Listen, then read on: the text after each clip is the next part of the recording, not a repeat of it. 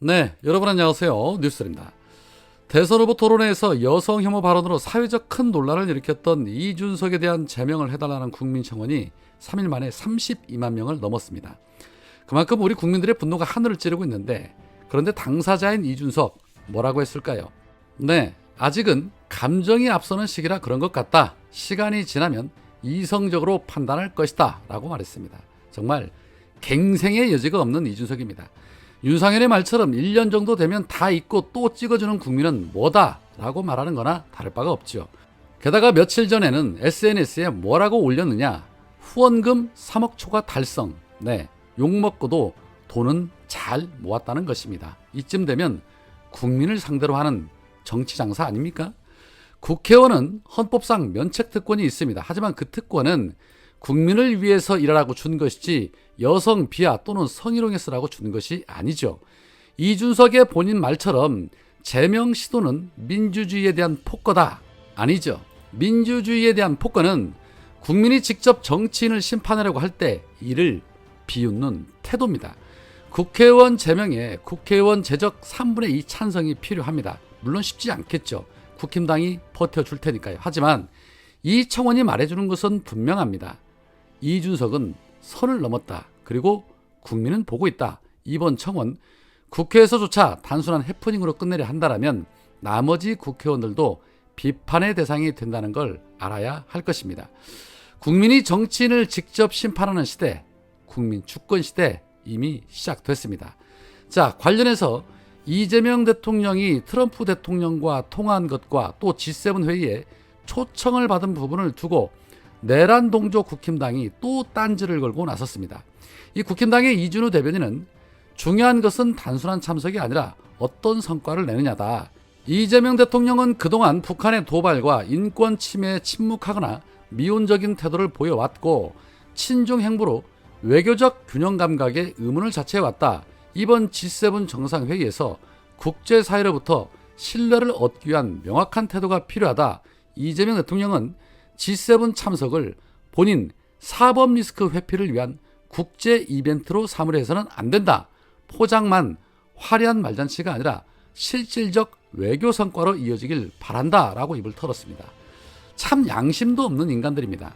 방금 취임한 대통령이 외교 무대에 나가는데 국내 정치 프레임 씌우기부터 하고 있습니다.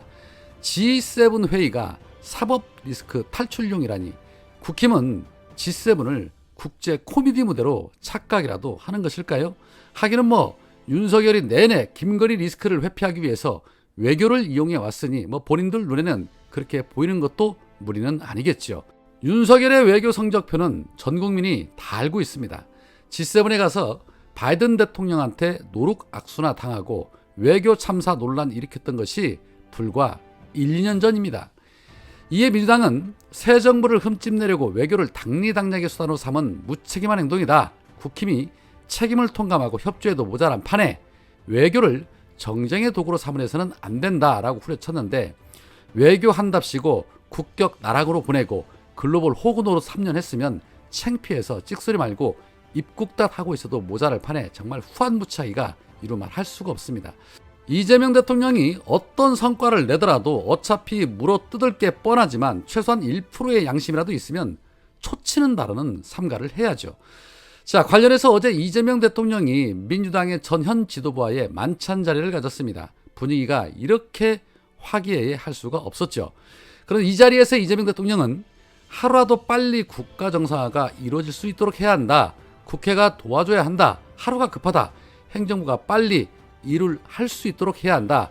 정치적인 성과보다는 국민 한 분 한 분의 삶이 나아지는 것이 진정한 성공이다 라며 겸손한 자세를 강조했다고 합니다. 오직 국가와 국민 생각밖에 없습니다. 자, 그런데 이 윤석열 부부가 요사했던 이 한남동 관저에서 한 만찬인지라 한 참석자가 대통령이 만찬 자리에 오기 전에 우리끼리 아직도 화약 냄새가 난다라는 농담을 하기도 했고, 한남동 관저에 방문한 날이 올 줄은 상상도 못했던 떠라, 기분이 묘했다라고 말을 했으며, 또 다른 참석자는 분위기는 밝았지만 한남동 관저가 예상보다도 좁고 분위기가 을시전해서 서둘러 관저를 옮겨야 할 것 같다라는 생각이 들더라라고 말했습니다.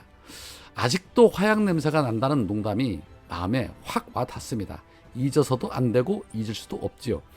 국민 세금 아끼겠다고 지금 어쩔 수 없이 사용을 하고 계시는데 당연히 윤석열 부부가 사용했던 곳인데 그곳에 기운이 좋을 리가 없겠죠. 그 기운을 없애기 위해서라도 윤석열 부부 빨리 구속시켜야 할 텐데 관련해서 지금 보수 언론과 국힘당이 3대 특검을 수사 마비라고 선동을 하며 윤석열 전담 검찰청이 생긴다는 등 유례없는 특검 폭주라는 등 프레임을 씌우고 있습니다. 자, 그런데 말입니다. 윤석열 검찰이 이재명 대통령 한 명 수사하는데 연간 150명씩 3년간 총력을 다해서 투입을 시켰을 때는 찍소리 한마디 없었던 것들이 바로 국힘당과 보수 언론들이었습니다. 그런데 윤건희 부부 수사하려니까 갑자기 나라가 뒤집힌다고 합니다. 물론 이번 세계 특검 인력 총합 570명 정도가 됩니다. 검사만 무려 120명입니다. 그런데 실제 수사 대상이 무려 35건입니다. 내란 특검 11건, 김건희 특검 16건, 최혜병 특검 8건입니다. 각각 독립 특검입니다. 단순히 인원만 가지고 따질 일이 아니라 수사의 범위를 보면 1년 내내 해도 부족할 판이라는 것이죠. 그런데 이재명 대통령 사건에만 3년간 150명씩 돌린 것은 괜찮고 6개월짜리 특검 3개는 이게 나라가 망할 일입니까? 특검을 안 하는 것이 곧 나라 망할 일인 것입니다. 특검으로 딴지 거는 자들, 그들이 정의를 바로 세우는데 방해하는 곧 적폐들인 것입니다. 윤석열 검찰이 망쳐놓은 법치를 이번 특검으로 반드시 바로 잡아야 합니다. 국민의 명령에 따른 이번 특검으로 모든 진실 다 밝혀내고 발본색원하고 처벌해야 진짜 대한민국의 시대라고 말할 수 있는 겁니다. 내란에 가담한 세력들 지금 부들부들 떨고 있을 텐데 기대됩니다. 자, 그리고 강유정 대변인이 현안에 대한 브리핑을 마치고 곧바로 회의가 있어서 질문을 못 받고 바로 가야 하는 상황에 회의 때문에 질문을 생략한다라고 하고 돌아선 이후에 이 어느 소속 기레기인지 확인은 안 됐지만 참 재밌다, 재밌어진다라고 읊조린 기레기가 있었습니다. 윤석열 때는 말 한마디 못하고 받아쓰기만 하던 자들이 이 민주정권만 들어서면 가짜란 짓들을 반복해서 하는데 이에 시민분들은 브리핑룸에 기자들의 얼굴이 나올 수 있도록 카메라를 설치해야 한다. 니들 아주 간땡이가 부었구나 등등 분노의 글들을 올리고 있었습니다. 이 기레기들의 얼굴이 공개된 상태에서 질의응답하는 모습, 이거 보는 재미, 이거야말로 진짜 재미가 아닐까 싶습니다. 진짜 재밌어지겠습니다. 오늘은 여기까지입니다. 고맙습니다.